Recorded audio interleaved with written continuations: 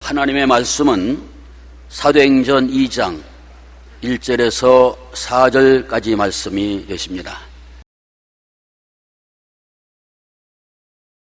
오순절 날이 이미 이름에 그들이 다 같이 한 곳에 모였더니 호련히 하늘로부터 급하고 강한 바람 같은 소리가 있어 그들이 앉은 온 집에 가득하며 마치 불의 혀처럼 갈라지는 것들이 그들에게 보여 각 사람 위에 하나씩 임하여 있더니 그들이 다 성령의 충만함을 받고 성령이 말하게 하심을 따라 다른 언어들로 말하기를 시작하니라.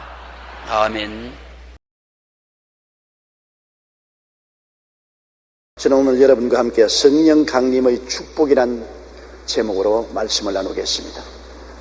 오순절은 6월절이 지나고 난 다음 50일째 된 날이 오순절입니다. 그러므로 예수님이 십자가에 못 박인 이후에 50일 만에 오순절 날이 다가오는 것입니다. 오순절 날에 예수님의 제자들과 여제자들 약 120여 명이 마가 요한의 다락방에 모여서 간절히 뜨겁게 기도했는데 아침 9시에 갑자기 하늘에서 강한 바람 같은 소리가 들리더니 쳐다보니까 모든 사람 머리 위에 불의 혀가 물렁거리고 있습니다.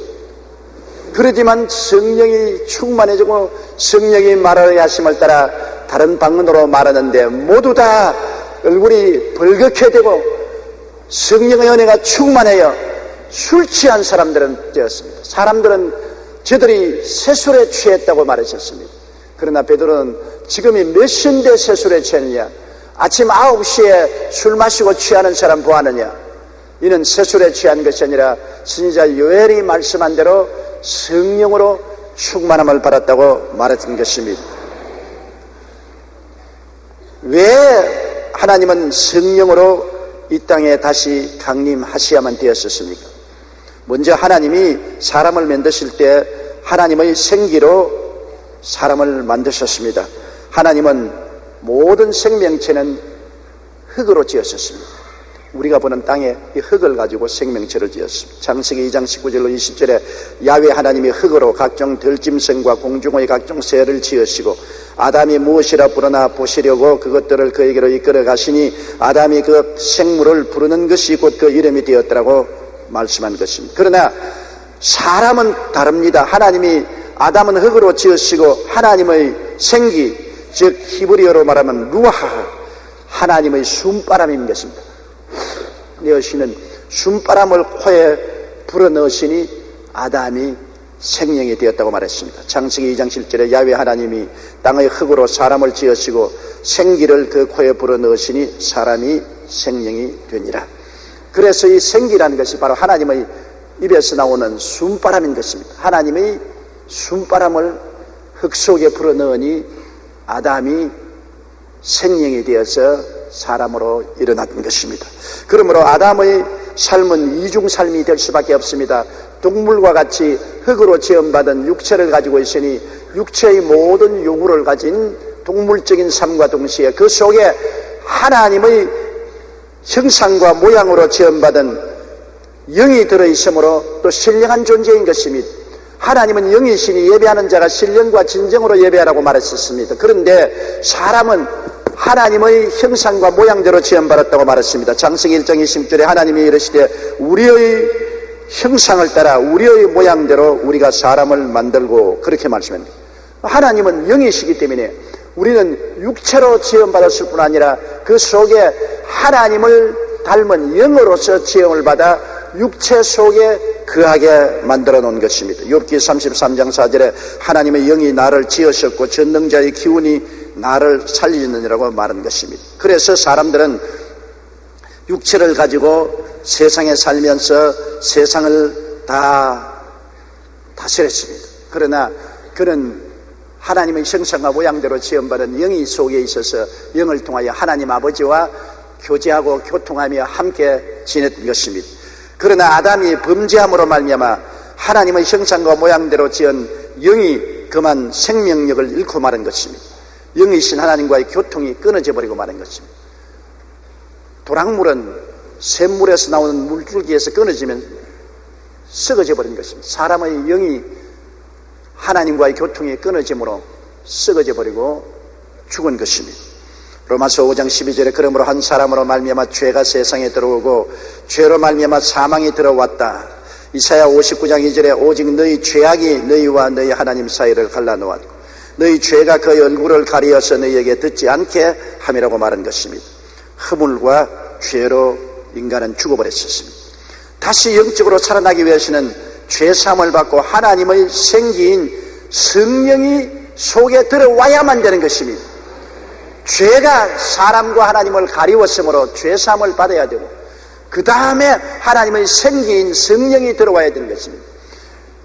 그래서 죄사함을 가져오기 위해서 하나님의 아들 예수님이 오셔서 십자가에 못 박여 몸짓고 피를 흘려 우리 죄악을 청산하심으로 하나님과 우리 사이에 막힌 죄의 담을 헐어버리고 그 다음에 하나님의 생기인 성령이 우리 속에 불어들어와서 우리로 하여금 다시 하나님의 자녀로서 거듭나게 만들어 주신 것입니다. 로마서 6장 23절에 죄의 삭선 사망이요 하나님의 은사는 그리스도 예수 우리 주 안에 있는 영생이니라.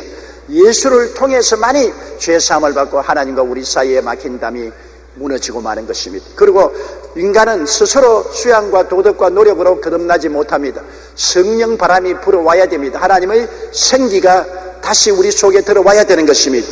사람이 물과 성령으로 나지 아니하면 하나님의 나라에 들어갈 수 없다고 성경은 말씀하고 있는 것입니다.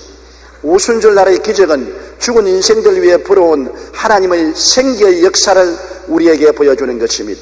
에스겔서 37장 1절로 10절은 굉장히 의미심장합니다. 한번 이 성경 말씀을 들어보십시오. 야훼께서 권능으로 내게 임재하시고 그 영으로 나를 데리고 가서 골짜기 가운데 두셨는데 거기 뼈가 가득하더라. 나를 그 뼈 사방으로 지나가게 하시기로 본적 그 골짜기 지면에 뼈가 심이 많고 아주 말랐더라. 그가 내게 이르시되 인자여 이 뼈들이 능히 살 수 있겠느냐 하시기로 내가 대답하되 주 야훼여 주께서 하시나이다. 또 내게 이르시되 너는 이 모든 뼈에게 대언하여 이르기를 너희 마른 뼈들아 야훼의 말씀을 들을지어다. 주 야훼께서 이 뼈들에게 이같이 말씀하시기를 내가 생기를 너희에게 들어가게 하리니 너희가 살아나리라.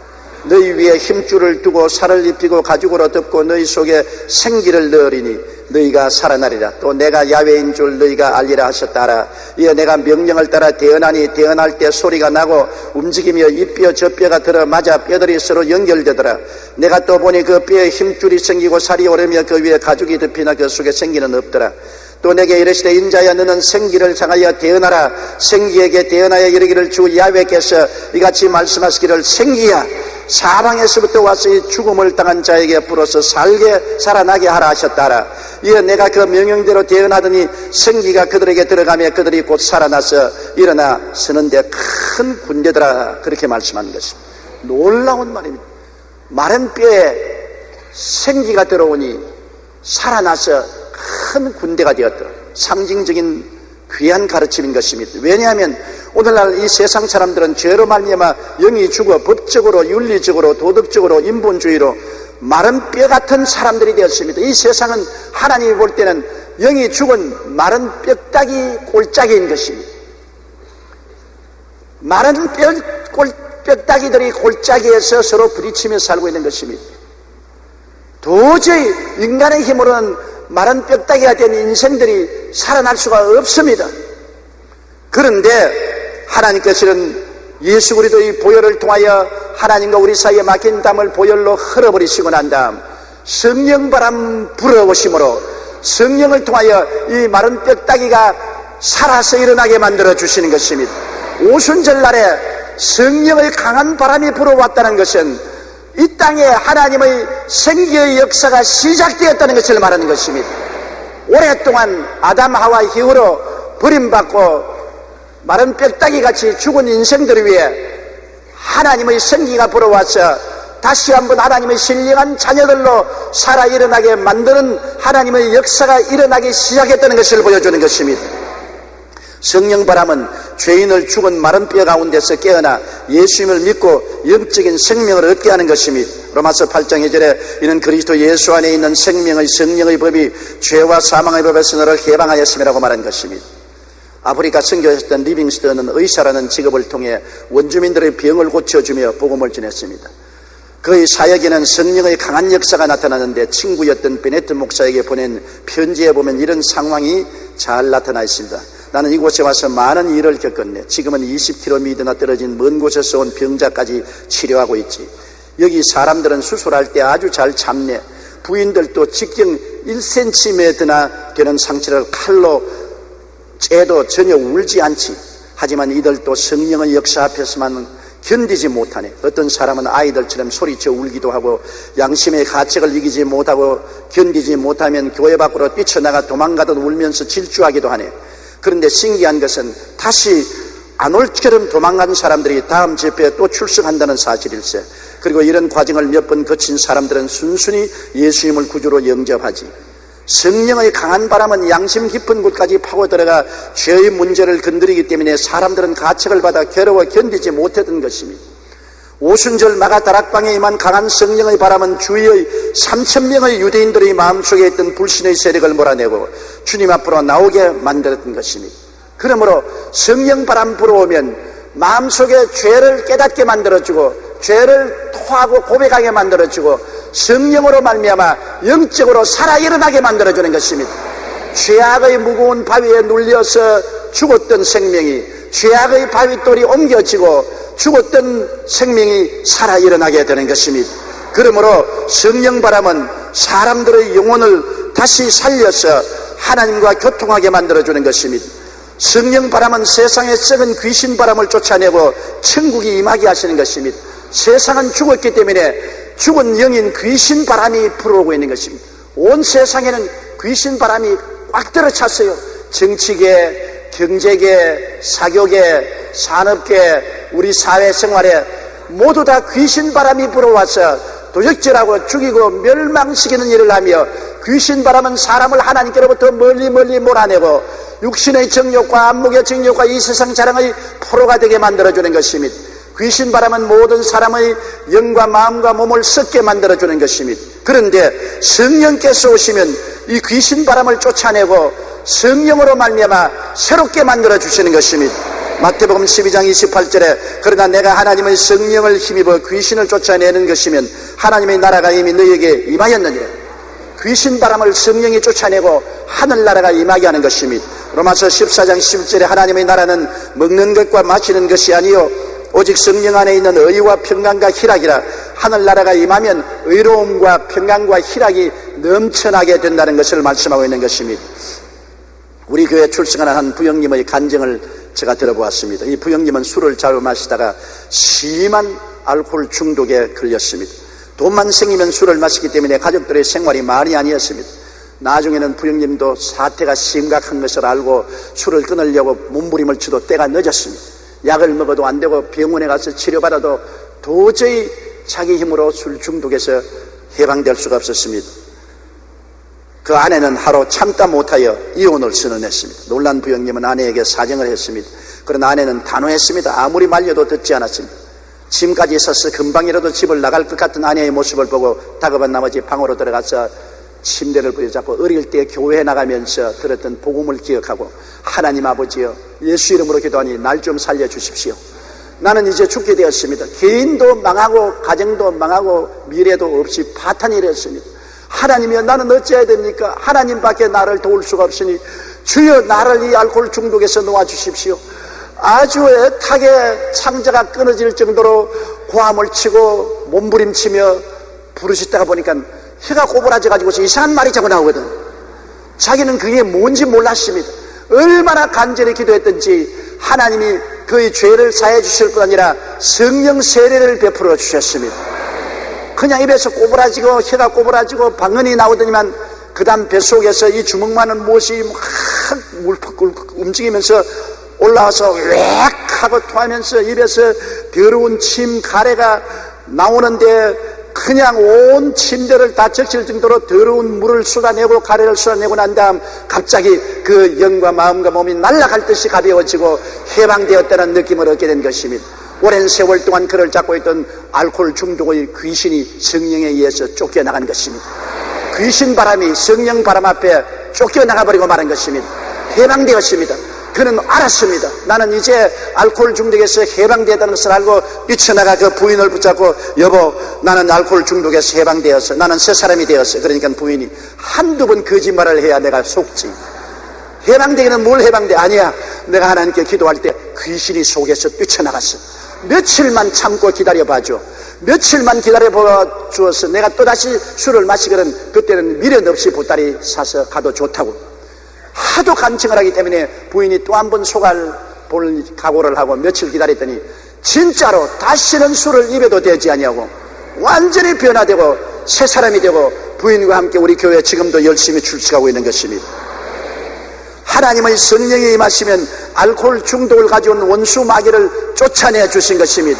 성령 바람은 마귀 바람을 쫓아내는 것입니다. 성령의 바람 역사 없이는 마귀 바람을 쫓아내지 못하지요. 연탄 냄새가 방에 가득하면 창문을 열어놓고 새바람이 불게 하면 연탄 가스를 다 쫓아내버리는 것처럼 마귀 바람이 불고 있는 이 세상에 성령 바람이 불어오면 개인도 가정도 생활도 사회도 생신하고 새로워지게 되는 것입니다. 성령은 우리 속의 어떤 육체적 소욕이라도 다 태워주시는 것입니다. 더러움을 청소하고 새 사람으로 만들어주는 것입니다. 성령 바람이 여러분 성경에 보면 강한 바람으로 임했다는 것입니다. 강한 바람은 하나님의 성령의 변화시키는 강한 역사를 뜻하는 것입니다. 그냥 솔솔 불어오는 바람이 아니었습니다. 그냥 잠잠한 공기가 아니었습니다. 강한 바람 같은 소리가 휙 하면서 온 안전방에 가득한 것입니다. 성령이 오시면 강한 역사를 일으켜 놀라운 변화를 가져올 것을 보여주신 것입니다. 스가랴 4장 6절에 야훼께서 말씀하시되 이는 힘으로 되지 아니하며 능으로도 되지 아니하며 오직 나의 영으로 되나니라고 말씀하셨습니다.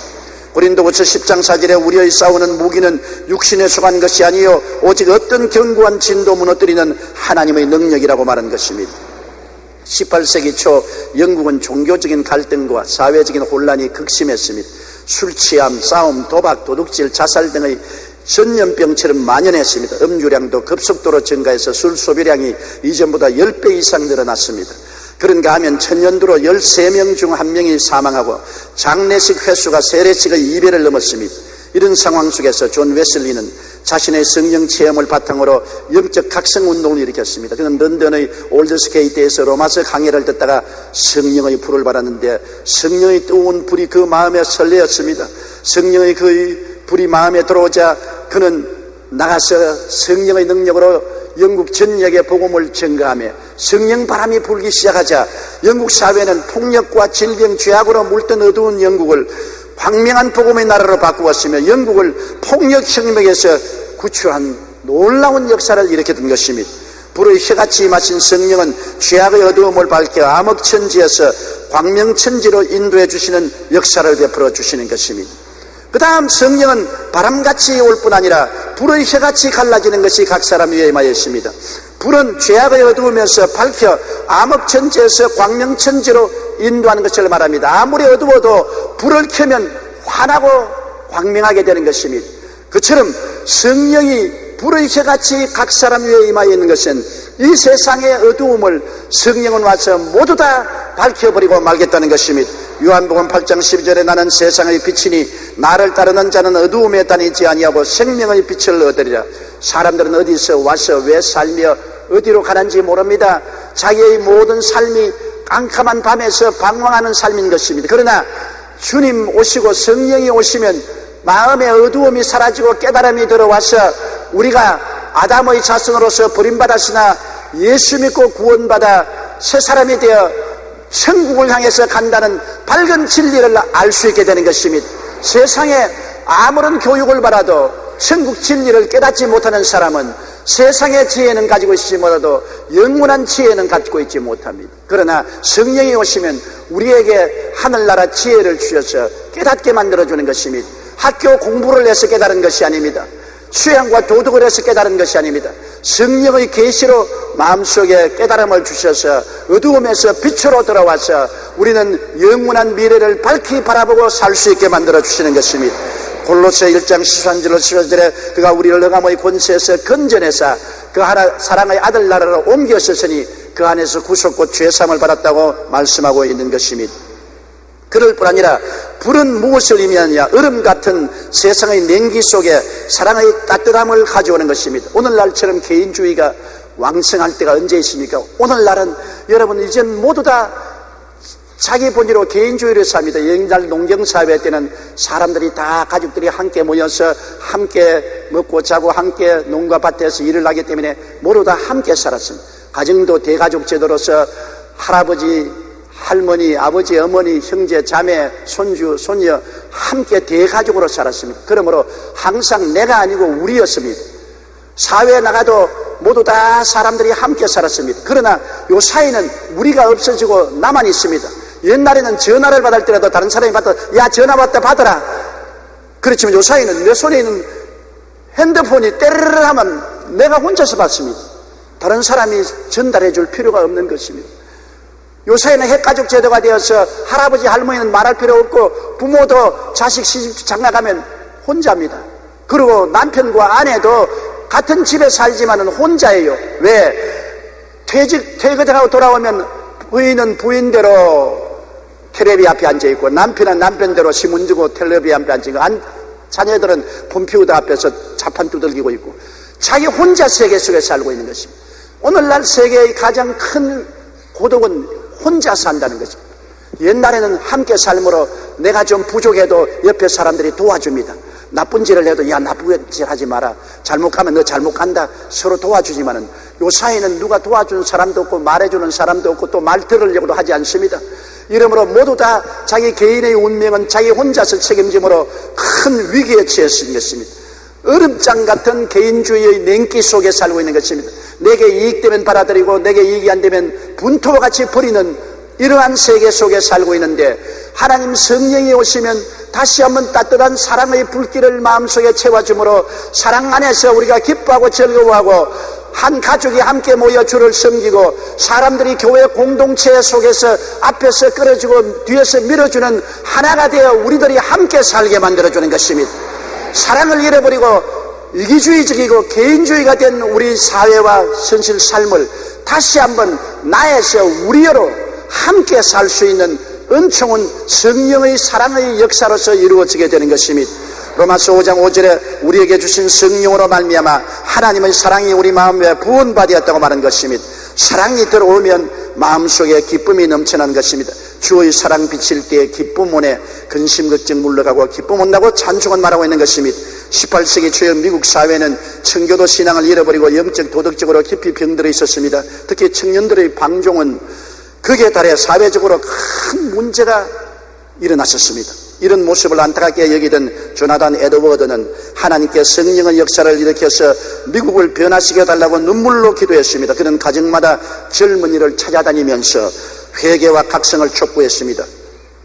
그러던 1733년 청년들 사이에 강한 성령의 역사가 나타나기 시작했고 그들을 중심으로 타락해 가던 미국 사회에 새로운 운동이 일어나기 시작한 것입니다. 당시 상황에 대해서 에드워드는 이렇게 말했습니다. 성령의 임재로 인해 사람들은 사랑과 기쁨으로 충만했다. 가정마다 그 위에 임한 구성원으로 기쁨을 누렸다. 성령의 임재는 교회에도 가득해 주일은 기쁨의 날이 되었고 교회는 사랑의 처소가 되었다.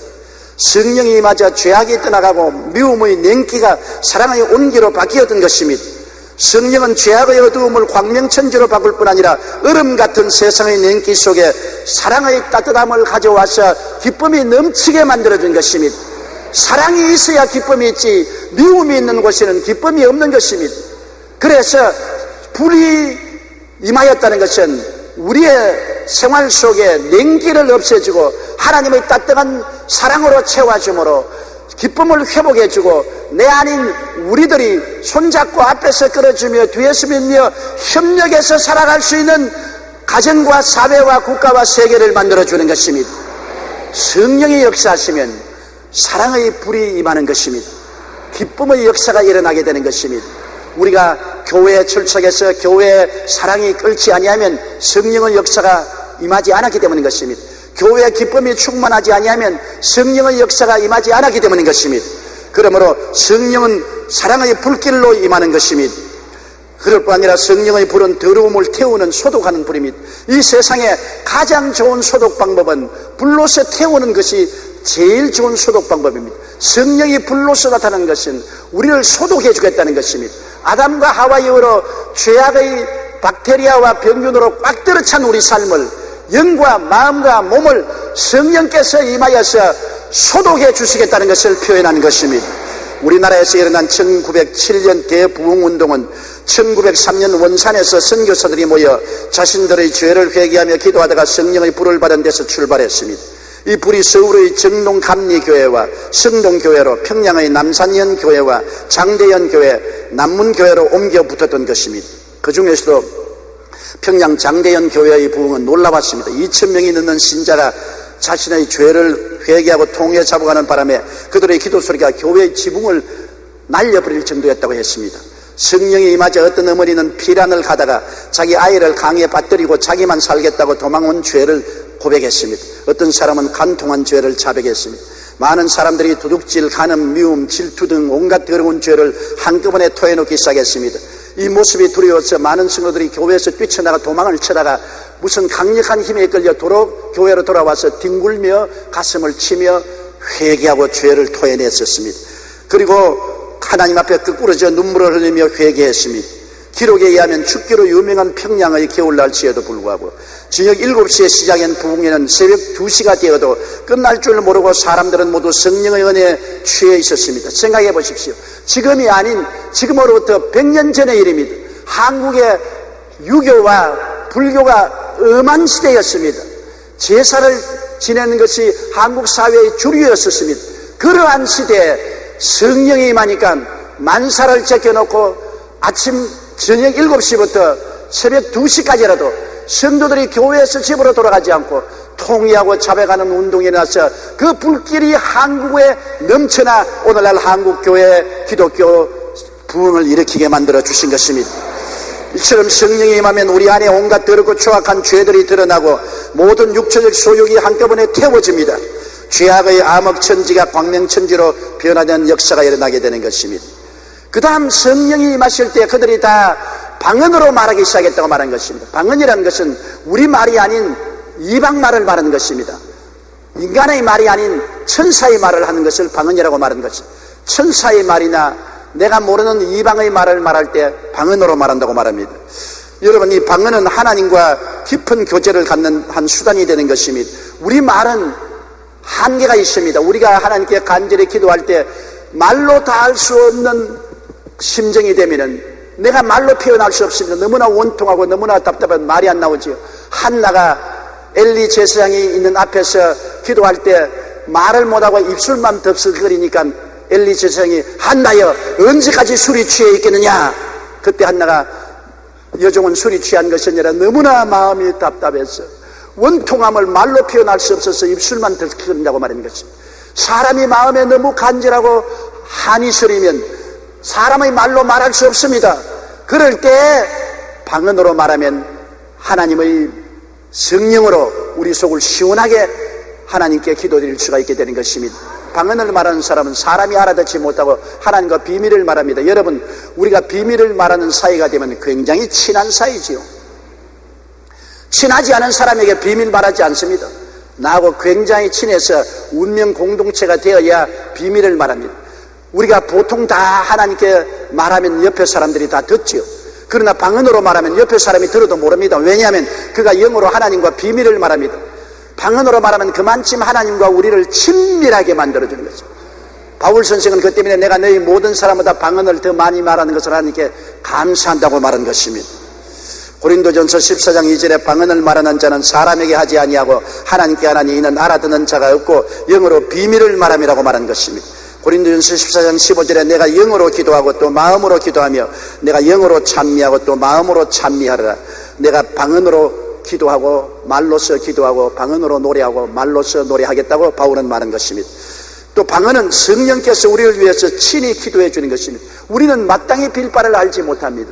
내일 일이 어떤 일이 일어날지 모릅니다. 내 주변에 어떠한 어려움이 다가올지 모릅니다. 그런데 성령은 그것을 알지 않아요.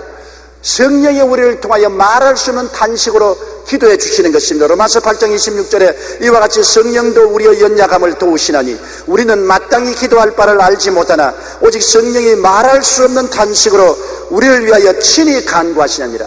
우리가 기도하는 것이 아니라 성령님이 우리를 점령해서 우리의 혀를 통하여 직접 기도하는 것이 방언기도인 것입니다. 우리가 위기에 처했을 때, 어려운 일을 닥칠 때, 내 주위 환경에서 부모, 형제, 자녀 중에서 문제를 당할 때 나는 아무것도 모르고 있습니다.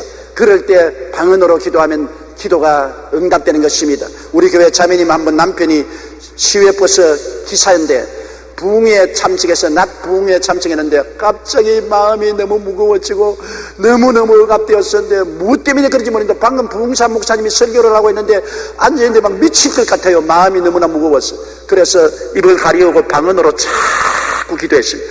부흥회가 다 끝날 때까지 방언으로 기도를 했는데 부흥회가 끝날 쯤 돼서 마음이 시원해서 집으로 돌아왔는데 얼마 있지니까 남편이 얼굴이 백지장같이 되어서 들어왔더랍니다. 하는 말이 누가 나를 위해서 오늘 기도했지. 기적 아니었으면 내가 죽었다. 버스를 운전하러 갔는데 경사진 곳을 올라가다가 그만 엔진이 꺼졌는데 버스가 뒤로 막 물러가는 것을 브레이크를 걸어놓고 버스 뒤에 돌로 고아놓고 사람들 다 내리게 하고 사람들을 마지막 내리자 버스가 그만 돌을 넘어서 뒤로 굴러가서 벼랑에 두 바퀴만 걸려서 달랑달랑하게 벼랑에 떨어졌으면 자기는 박살이나 죽었을 것인데 차가 어떻게 바퀴가 벼랑에 걸려서 달랑달랑 하냐 말이에요. 그래서 벌벌벌 떨면서 그가 기어 나오자마자 버스가 벼랑에 떨어져 버렸습니다. 그는 그 자리에 무릎을 꿇어서 하나님께 부르셨습니다. 하나님 기적을 베풀어 주셔서 나를 살려주었으니 감사합니다. 누가 나를 위해서 기도해 주었습니다. 하나님이 응답해 주신 것을 감사합니다. 그럴 때 그 시간을 맞춰보니 부인이 부흥에 참석해서 설교 듣다가 마음이 너무 무거운데 무엇을 위해서 기도할지 몰랐으나 성령이 말할 수 없는 탄식으로 방언을 위해서 기도해 준 그 시간과 일치되었던 것입니다. 이처럼 방언 기도는 우리가 연약해서 알지 못하고 기도할 바를 모를 때 성령이 우리를 위해서 기도해 주시는 역사를 베풀어 주시는 것입니다. 방언은 또 마음을 청소하는 하나님의 빗자루가 되는 것입니다. 여러분, 우리가 집 구석구석마다 청소를 해야 집이 깨끗해지잖아요. 저희가 어릴 때 우리 아버지 어머님이 건물 장사를 했습니다. 제가 있는 방 다락에 멸치, 미역, 명태 뭐 굉장히 많이 갖다 놨어요. 그래서 다락문을 달아놓으면 안 보이죠. 근데 내 친구들이 우리 집에 놀러와서는 영락없이 무슨 고리타분한 냄새가 굉장히 난다고. 이게 뭐냐? 아니 아무것도 없어. 그래도 냄새가 나는데 저 코에는 냄새가 나는데 친구들은 영락없이 냄새 난다 그래요. 나중에 보니 다락 안에 있는 멸치, 명태, 미역 그런 데서 냄새가 나는 것입니다. 집안에 그 냄새를 없애려면 보이는 곳만 소지하지 말고 다락방에 있는 그것을 치워야 냄새가 안 나게 되는 것입니다. 우리의 인생의 삶 속에도 우리 마음속에 다락방이 있습니다. 우리의 현재의식, 우리가 보고 듣고 냄새하고 말하고 느끼는 현재의식 밑에 잠재의식이라는 게 있습니다. 감추어진 의식 다락방이 있습니다. 그 잠재의식 속에 우리가 세상에서 체험한 모든 고통과 괴로움, 슬픈, 좌절, 절망은 거기에 다 밀어넣어놓고 있습니다. 우리가 쓸데없는 것은 다락방으로 들어가라. 다락방으로 들어가라. 내가 억울하고 원통하고 슬프고 탄식스럽고 고통스러운 것은 기억에서 잊어버리려고 현재의식에서 잠재의식인 다락방으로 다 집어넣어버린 것입니다. 없어진 것이 아니라 다락방에 있습니다. 이것이 자꾸 우리 생애 속에 냄새를 내는 것입니다.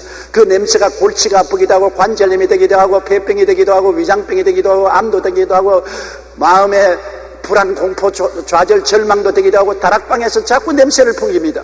이 다락방을 누가 청소합니까? 오늘 심리학자들이나 정신분석학자들이 청결하게 할 수 없습니다. 그러나 성령이 오시면 성령이 다락방에 들어와서 이것을 다 청소해주고 마는 것입니다. 방언으로 기도할 때 방언 빗자리를 들고 우리 다락방 속에 마음속에 있는 거 싹싹싹싹싹싹싹싹 써서 성령으로 방언으로 기도하면 마음이 상쾌해집니다. 어느 학자가 발표한 것을 보니 방언으로 기도하는 사람 중에 정신병 들리는 사람이 없다는 말을 읽어본 적이 있습니다. 다락방 소지를 해주는 것입니다. 그렇기 때문에 이사야 28장 11절로 12절에 이렇게 말하고 있는 것입니다. 그러므로 덧없는 입술과 다른 방언으로 그가 이 백성에게 말씀하시리라. 전에 그들에게 이르시기를 이것이 너희 안식이요 이것이 너희 상쾌함이니 너희는 곤비한 자에게 안식을 주라 하셨으나 그들이 듣지 아니하였다고 하는 것입니다. 이 세상 삶에 곤비하고 괴롭고 고통스러운 사람들, 방언으로 말하면 마음에 상쾌하고 안식이 올 것입니다. 마음속의 모든 더러움을 다 청소해내고 씻어내버리기 때문에 심신이 깨끗하게 치료를 받을 수 있습니다. 그 결과로 안식이요 상쾌함이 오는 것인데, 성경에는 너희는 곤비한 자에게 이 안식을 주라고 말한 것입니다. 성령 받고 방언 말하기를 허락하라고 말한 것입니다. 그래서 하나님께서 오순절날에 방언을 주신 것은 우리의 마음을 소재해서 정결하게 해주시기를 원하시기 때문에 그런 것입니다. 여러분, 오순절 마가다락방에 임하신 성령님은 오늘의 마가다락방인 교회에도 임하여서 역사하여 주시는 것입니다. 강한 바람 같은 성령은 하나님의 생기인 것입니다. 예수님이 부활하시고 난 다음 제자들 모인 곳에 나타나셔서 생기를 부으시고 성령을 받으라 말했습니다. 이 성령은 하나님의 입바람인 것입니다. 하나님의 입에서 나오는 생기인 것입니다. 오순절 다락방에 임한 하나님의 입바람인 성령의 생기는 우리를 떠나지 않고 오늘날도 교회 가운데 불어오고 있는 것입니다. 오늘날의 교회가 마가 요한의 다락방인 것입니다. 이 속에 성령 바람 불어오고 있는 것입니다. 성령은 강한 바람같이 불같이 방언으로 우리 속에 임하여서 오늘날도 변화를 가져오게 있는 것입니다. 강한 바람 같은 하나님의 생기로 불의 해같이 어두움을 물리치고 세계 만민을 품는 만국 방언으로 역사하고 계신 것입니다. 오늘 이 성령을 우리가 마음에 받아들이면 우리가 새롭게 될 수밖에 없습니다. 오늘 기독교는 학문이 아닙니다. 영구한 신학이 우리 기독교가 아닌 것입니다. 이사야 11장 2절에 그 위에 야훼의 영 곧 지혜와 총명의 영이요 모략과 재능의 영이요 지식과 야훼를 경외하는 영이 강림하리라고 말씀했는데, 성령이 강림해서 역사하는 것이 교회지 지식을 흠량하는 것이 교회가 아닌 것입니다. 성령으로 아니하고는 누구든지 예수를 주라고 할 수 없다고 말했으므로 교회에서 아무리 이론적으로 학문적으로 예수를 가르친다고 하더라도 성령이 역사하지 않으면 예수님을 주로 시인할 수가 없게 되는 것입니다. 교회는 의식이나 형식적인 종교가 아닙니다. 장엄한 교회당 내부 장식 엄숙한 의식증을 해놓았다고 해서 그 속에 하나님이 계신 것은 아닙니다. 요한복음 4장 24절에 하나님은 영이시니 예배하는 자가 영과 진리로 예배할지라. 성령이 있는 곳이 교회입니다. 그것이 마구간이라도 성령이 계시면 교회가 되는 것입니다. 장사집안이라도 성령이 오시면 그것이 하나님의 처수가 되는 것입니다. 아무리 장엄한 교회에 아름다운 내부 장식에 엄숙한 의식을 하도 성령이 없으면 그것은 아무것도 아닌 것입니다. 고린도후서 3장 11절에 주는 영이시니 주의 영이 계신 곳에는 자유함이 있다고 말한 것입니다. 여러분, 교회는 인간적인 활동이 아닙니다. 인간적으로 조직을 해서 사회개혁이나 구제나 시민운동을 하는 처수가 아닙니다. 물론 교회는 우리가 사회개혁도 하고 구제도 하고 시민운동도 하지만 그것이 중심이 아닙니다. 교회는 성령으로 말미암아 하나님 아버지와 예수님을 섬기는 것이 교회인 것입니다.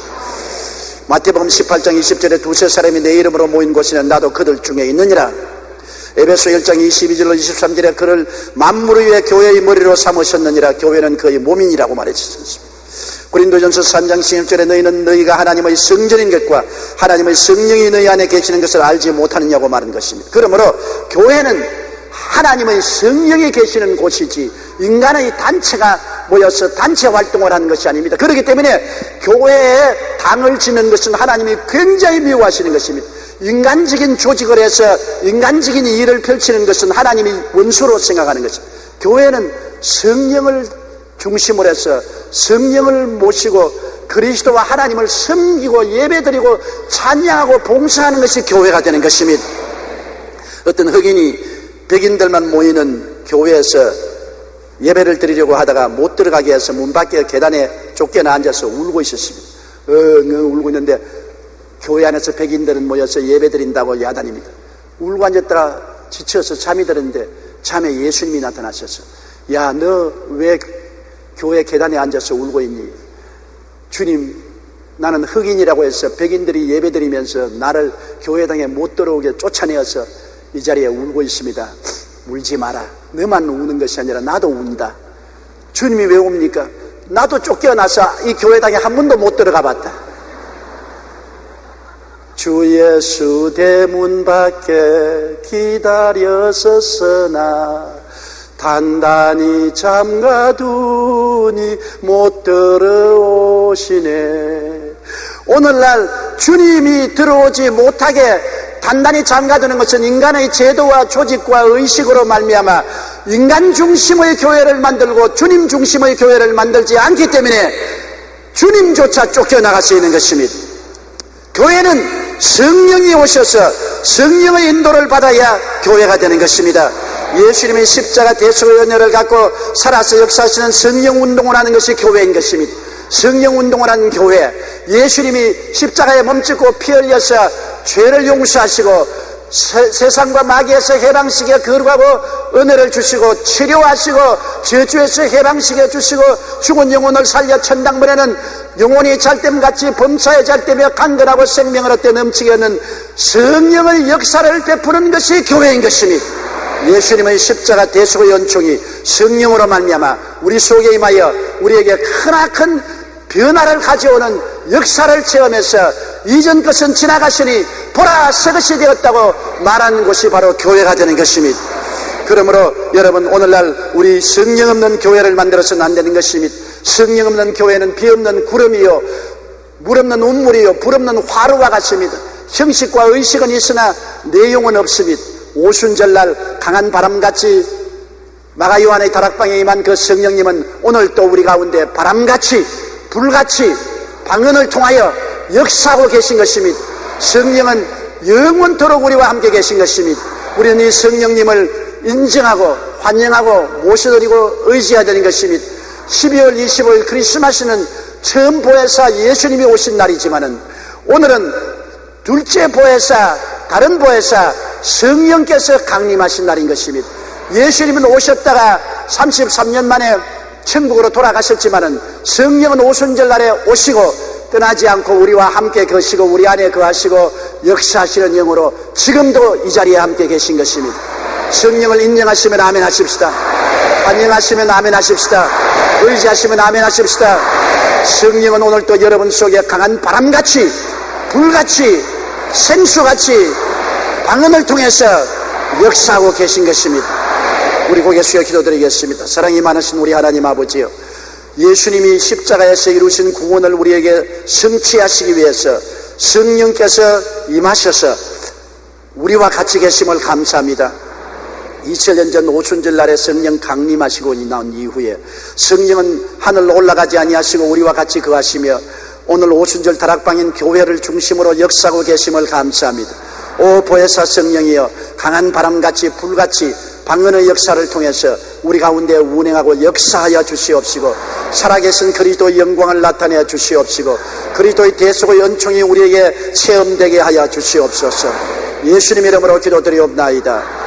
아멘.